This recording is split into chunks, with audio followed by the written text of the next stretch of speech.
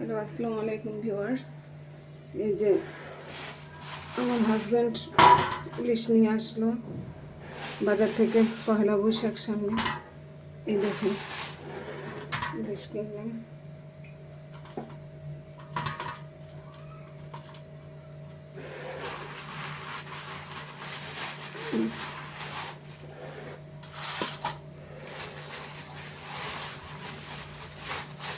দেখাচ্ছি।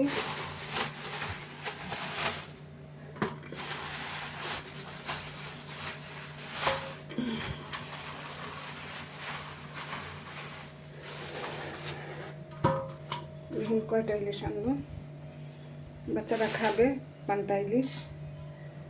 এই যে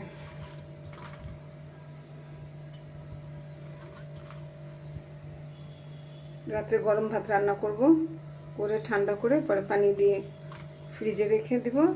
গরমের দিন তো ভাত আবার নষ্ট হয়ে যেতে পারে।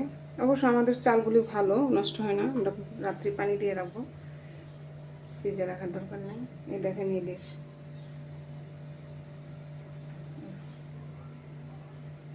আল্লাহ হাফিজ।